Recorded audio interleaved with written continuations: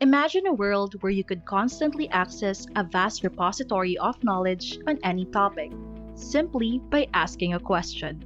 A world where you could have a conversation with a machine that not only understands your query, but also gives insightful responses. Join us today as we delve into one of the virtual realms of AI, the ChatGPT, and how this advanced AI can change the world. This is Prime Movers, a legal podcast that covers the latest and relevant trends and insights on Philippine legal issues and topics, expertly discussed and diluted down by the experienced legal team at Goriseta, Africa, Cauton, and Saavedra. For today's episode, Dr. Erika Legara and attorney Mark Goriseta will provide us an in-depth discussion on the effects of ChatGPT.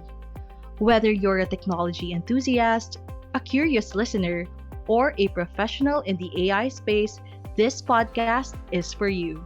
So, let's embark on an exciting journey into the world of AI and ChatGPT. Attorney Mark Goriseta is the Philippines' top lawyer in technology and innovation with his pioneering legal expertise on fintech, blockchain, digital assets, Web3 technology, e-commerce, data privacy, and artificial intelligence. He represents domestic conglomerates in their digitization efforts, as well as the Philippines' top technology companies, both local and global entities, and further renders his expertise in corporate structuring, banking and finance, capital markets, equity financing, and in navigating complex cross-border commercial transactions. In his almost 2 decades in private practice, Attorney Mark has amassed recognitions from notable local and global publications and awarding bodies. Hi, everyone, and welcome to Prime Movers. Again, this is Mark Goriseta. I am the managing partner of Goriseta Africa, Cauton, and Saavedra, and head of the Technology, Media, and Telecommunications Group, as well as the corporate group of the firm. In today's episode, we will be talking about artificial intelligence, particularly generative AI, and more specifically, ChatGPT. We are joined by a respected Philippine scientist, Dr. Erika Legara. Dr. Erika Legara is a scientist with a PhD in physics. Erika's specialty includes complexity science, network science, artificial intelligence, urban science, and computational social science. She is an associate professor and a Boytis Chair in Data Science and the academic program director, Master of Science in Data Science at the Asian Institute of Management. Hello, Erica. With all your recognitions in this space, I'm sure our listeners will learn and understand better about the current talk of the town, that is AI and ChatGPT. Hi, Mark. Indeed, it's a pleasure to be here and have this discussion with you. Great. Thanks, Erica. Okay, let's get this going. For the benefit of our listeners, Erica, can you give us a brief overview of what artificial intelligence is all about and how it works? Absolutely. Artificial intelligence, or AI, as we often call it, is a subfield of computer science. It is the science of teaching machines to mimic human intelligence and perform certain tasks. These tasks include things like understanding natural language, recognizing patterns, learning from experience, and even in making decisions. We see AI in action every day in things like voice assistants like Siri and Alexa, recommendation engines on platforms like Lazada, no? Netflix, and Amazon, and even in autonomous driving cars. But Mark, at its core, AI is all about predictive capabilities, making it a strategic investment for enterprises across the globe. At our institute, the Asian Institute of Management, we have worked on several data science and AI use cases to help organizations innovate. Sectors could range from manufacturing to banking, e commerce, and marketing. And it's not just the private sector that has realized the power of AI. Even our government sees AI as a nation defining capability. In fact, no, I and a colleague, Dr. Chris Monterola, worked closely with the Department of Trade and Industry to craft our national artificial intelligence roadmap, which was launched in 2021. Nice. Thanks for that, Erica. Actually, I know Dr. Chris Monterola as well. We work closely together as well in other projects, including AI.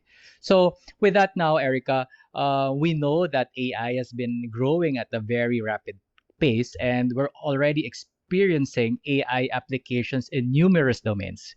So, can you tell us briefly how and where AI started and how it has evolved over the years? Sure. The history of AI is as fascinating as its possibilities. It started as a distinct field in the 1950s. The term artificial intelligence was actually coined at the Dartmouth Conference in 1956.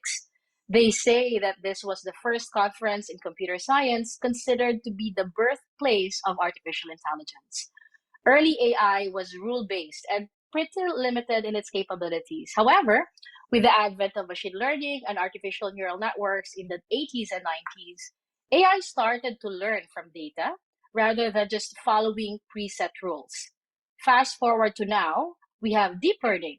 It's a subset of machine learning inspired by the structure of the neural networks of the human brain, enabling machines to understand and extract patterns from much more complex relationships hidden in data. And because of this, no, it has developed the capability to perform much more complex tasks. Thanks, Erica. That is very interesting to know. I actually read that the Dartmouth conference was held at the Dartmouth College, of course, an Ivy League school in New Hampshire in the US.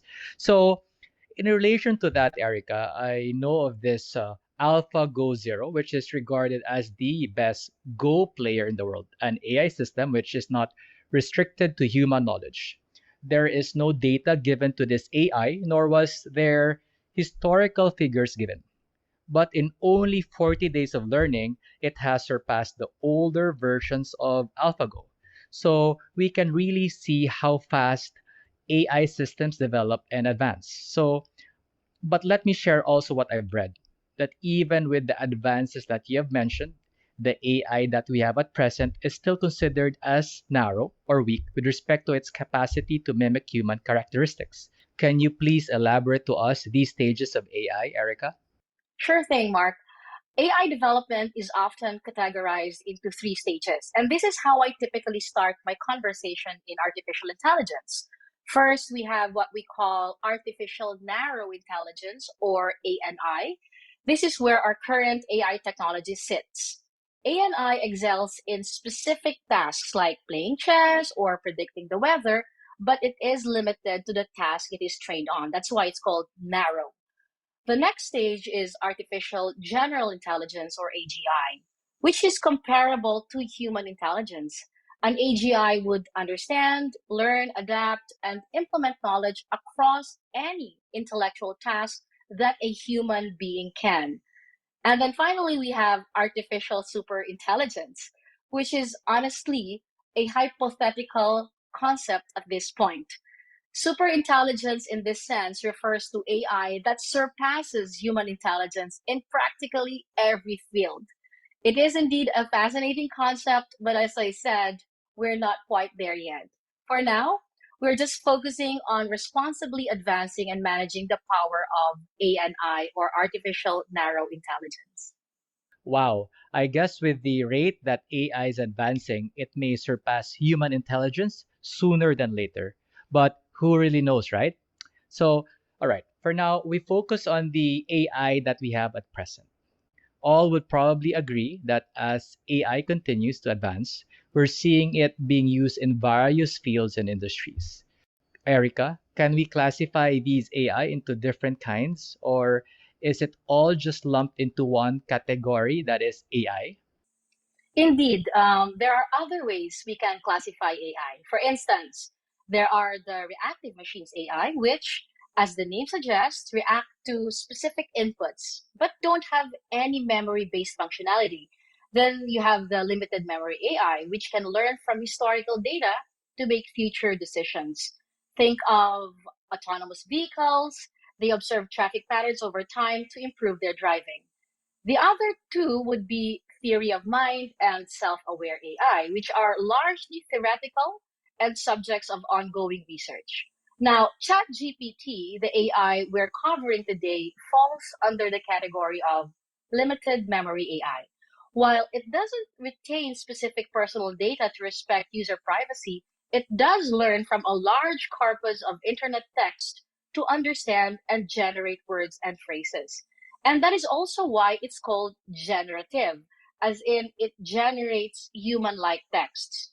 Finally, since GPT is only trained to perform a specific task, which is to process natural language, it's also considered as an example of artificial narrow intelligence, even though some believe it's AGI. All right, perfect seg, Erica. Now, since one of our main focuses for today is generative AI, can you discuss in more detail this specific kind of AI, please? Of course, Mark, generative AI is a class of artificial intelligence that can create something new. It's kind of like giving an artist a canvas and a brush and just letting them create a masterpiece. Generative AI can generate text, music, images, and much more. It learns patterns from data it's trained on and uses those patterns to produce unique outputs. Nice, nice, nice. Thanks for that very simple yet concise explanation of generative AI. I hope everyone took note of that and can now better relate. Now that we have a general idea of AI and a better understanding of generative AI, let's now discuss in depth ChatGPT. First, Dr. Erica, can you give us a brief definition of what ChatGPT is and how it works? Sure. ChatGPT, developed by OpenAI, is essentially a sophisticated chatbot that uses language models to understand and, as mentioned, generate human like text. GPT is the technology that powers the platform ChatGPT. And GPT stands for Generative Pre-trained Transformer.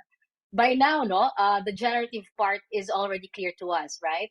Pre-trained because ChatGPT is pre-trained on a large corpus of internet text, allowing it to have a broad understanding of human language. This pre-training enables it to provide more accurate and contextually relevant responses. Finally, the letter T, that is transformer architecture. Transformer is an AI model architecture used in the field of deep learning, specifically for tasks involving natural language processing. Perfect. So we now know that ChatGPT is considered as an AI chatbot. We've had many chatbots in the past. So what sets this ChatGPT apart from other chatbots and why is this chatbot receiving massive popularity as compared with others of its kind, Erica? That's actually a great question, Mark. ChatGPT is a huge leap forward in chatbot technology because of its language understanding and generation abilities. Most older chatbots operate based on predefined scripts and cannot really handle complex, out of script interactions very well. ChatGPT, on the other hand, is a generative AI model, which is what we've established earlier. As mentioned, it can generate unique, context appropriate responses in real time, making the interaction much more natural and engaging. Remember the transformer model mentioned? That allows ChatGPT to consider the full text of a sentence, understand the intricate relationships between words, and generate cohesive and coherent replies. Now, all these features combined set ChatGPT apart from previous chatbots and have really contributed to its ubiquity and popularity these days. Cool. That's very clear. Erica, we know that ChatGPT is developed by OpenAI and that OpenAI is considered as a market leader in generative AI. So, by this fact, can we say that ChatGPT is more reliable, Erica? OpenAI is indeed known for its work in AI, Mark, particularly no, with the development of ChatGPT. What we know is that they do prioritize responsible AI practices, ensuring that their AI systems, like ChatGPT, are safe, robust, and transparent. They also actively seek public input on their AI's behavior, defaults, and even deployment policies, showing a deep commitment to ethics and public accountability. As to quote unquote edge, for example, reliability in AI, it is important for us to understand that it depends on the context of its use. While OpenAI has been at the forefront of advances in AI, including generative models like ChatGPT, it's also true that no AI, ChatGPT included, is perfect. They are tools, ultimately, and like all tools, their reliability and effectiveness depend on how they're used. Thank you for clarifying that, Erica. Now, we go to the users of this technology. Erica, can you elaborate to our listeners where we can find this ChatGPT technology useful? Who are the persons, businesses, or industries that are considered as winners of this technology, Erica? Absolutely. I like calling ChatGPT like a Swiss Army knife for text generation. Businesses can use it to draft reports, project proposals, even marketing materials. And then you have the teachers and the students who can utilize it to create educational content. In fact, at AIM, we'll be running a symposium on ChatGPT in education on June 1st. Lawyers like yourself might use it to help draft legal documents. It's also a boon for creative writers who need a little nudge with writer's block. Even political analysts could use it for forecasting and even speech writing. The possibilities are broad. Essentially, any person or industry that works extensively with text could benefit from ChatGPT. I fully agree, Erica. Actually, I've read in an article that even the Philippine Travel Level Map website that is recently viral in the social media was reported to be created through the help of ChatGPT. With all of these uses of ChatGPT, various topics, of course, even sensitive and controversial ones, are received by the system. What then are the safeguards in place to avoid inappropriate or harmful contents, if any? Right, that's a good question. As mentioned, OpenAI has taken a responsible approach to mitigate the risks of inappropriate or harmful content generation. They've put in place content filters and have systems in place to discard outputs that could be harmful or offensive. Until now, no, it's not really perfect, but OpenAI is constantly refining it. They continually gather user feedback to improve the system's safety measures. Understood. So now that we are in the topic of safety checks, let's learn more about ChatGPT's drawbacks. I'm sure our listeners would like to know what can ChatGPT not do or what are its other limitations and weaknesses and what are the dangers of using this technology. I'm glad, Mark, that you're asking that very important question.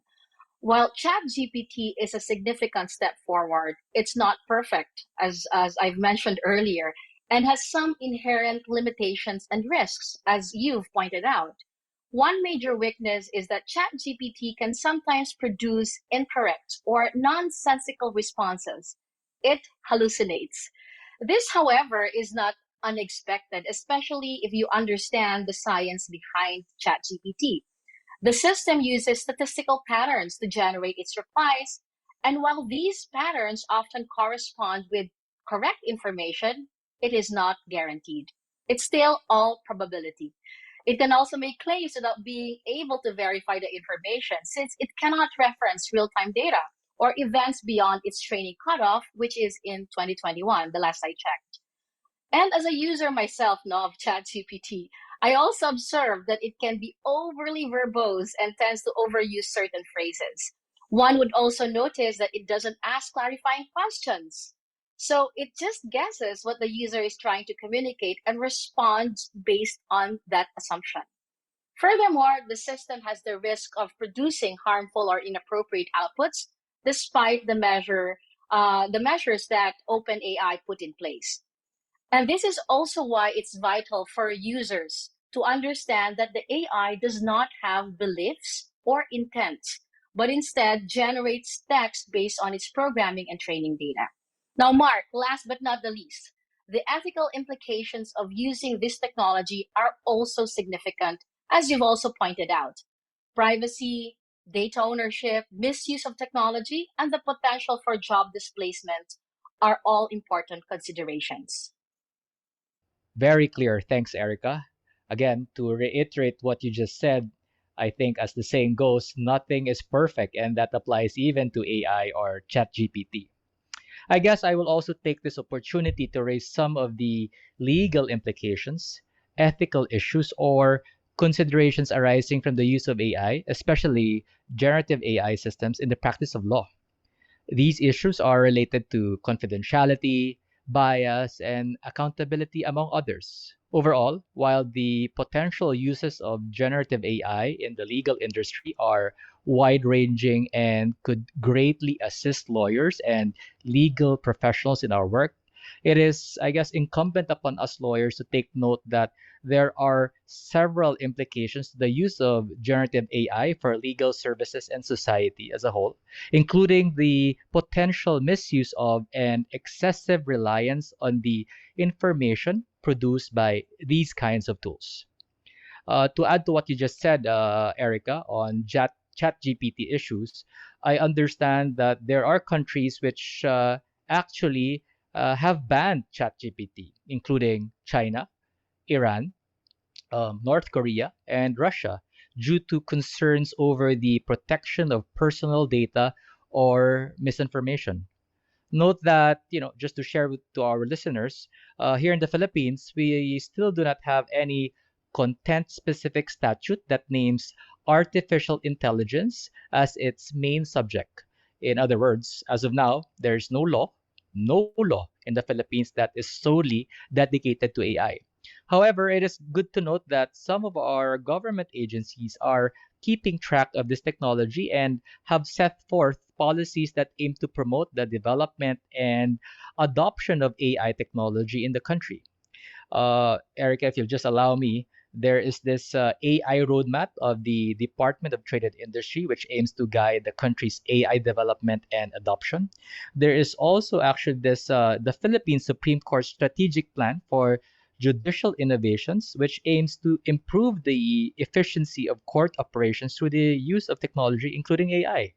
There is also Senate Resolution number 344, which seeks to inquire into the plans and initiatives of the government with the aim of maximizing the benefits of AI and other emerging technologies for the Filipino people. And more recently, or in March of this year, there's this House Bill number 7396, which was filed with the House of Representatives, which seeks the creation, believe it or not, of the Artificial Intelligence Development Authority, or AIDA, which shall be responsible for the development and implementation of a national AI strategy. Now, going back to Dr. Erica, we know that ChatGPT can still be considered as very new, as it was launched only on November 30 of last year. But are there any improvements or modifications made to the system from the date of its launch, especially to address the limitations we have discussed, Erica? Yes, Mark, that's correct. According to OpenAI, it is fundamentally committed to a process of constant iteration and improvement. Addressing the limitations of ChatGPT is a key part of that process. A significant step is the development and deployment of newer versions of the model, like GPT-4. For users of GPT Plus, like myself, we have access to this advanced model, which offers notable improvements over its predecessors. These enhancements relate to better understanding and contextual relevance. This means that GPT-4 can comprehend more complex queries, maintain the context of conversations for longer, and provide responses that are more in line with the input provided by its users. Moreover, safety features have also been a primary focus of upgrades. OpenAI has implemented more advanced moderation tools and other mechanisms to prevent the model from generating inappropriate or harmful outputs. Anyway, it is important to note that even given all of these things, these improvements do not mean that the system is flawless. There still are limitations, primarily owing to the science that powers ChatGPT. Understood. Again, as the saying goes, as you said earlier, nothing is perfect. Now, when it comes to AI driven assistance and information retrieval, we have ChatGPT and Google.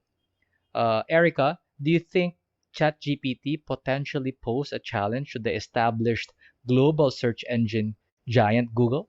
We'd love to hear your insights on this. That's a very interesting question because I actually do have a few friends who don't use Google search anymore because of ChatGPT.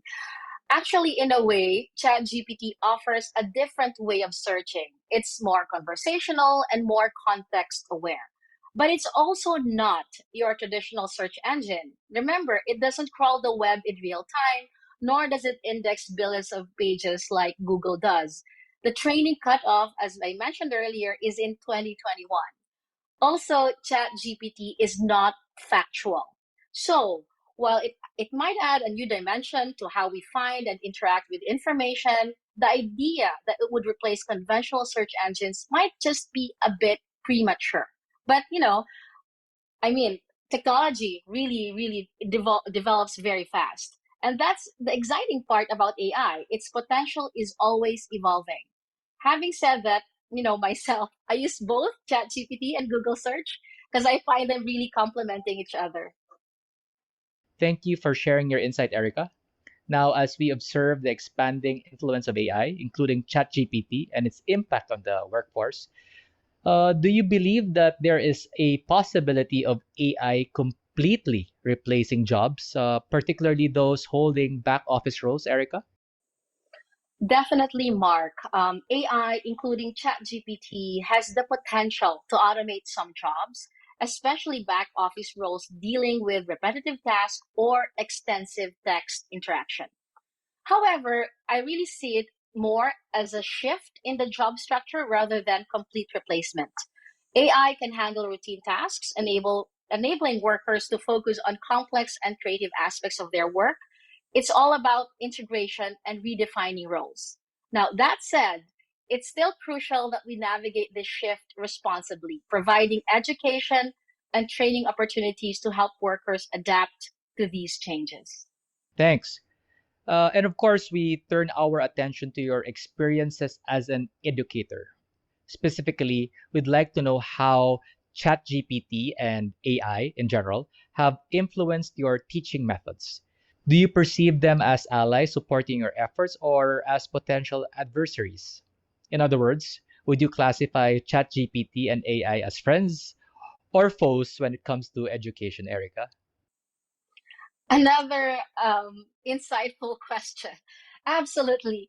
AI and tools like ChatGPT have undeniably influenced our teaching methods, my teaching methods in particular. They've become invaluable allies in education, aiding in, I don't know, personalizing learning experiences, making resources much more accessible, and even providing instant feedback to both instructors and students. For me in particular, they've saved me time on routine tasks, allowing me to focus more on the students' individual needs. Again, however, it's important to remember that friend or foe largely depends on how we use these tools. AI and ChatGPT should complement human teachers, not replace them.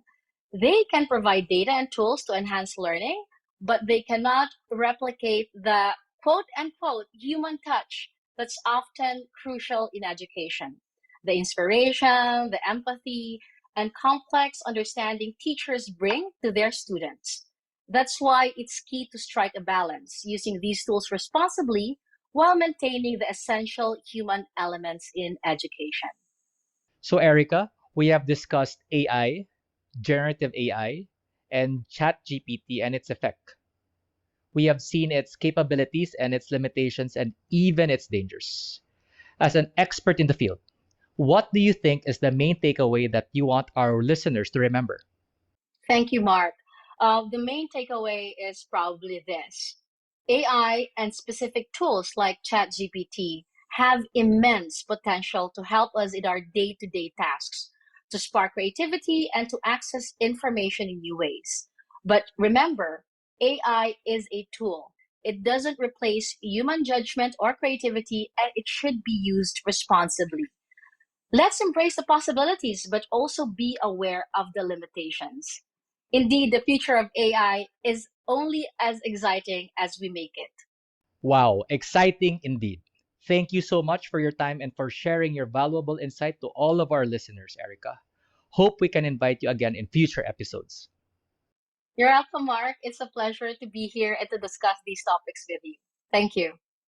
In our next episode, we will be talking about capital market regulations, and we will be joined by no less than Mr. Ed Francisco, the president of BDO Capital and Investment Corporation. So make sure to catch it only here on Prime Movers. Once again, this is Mark Gorsetta. Thank you for listening.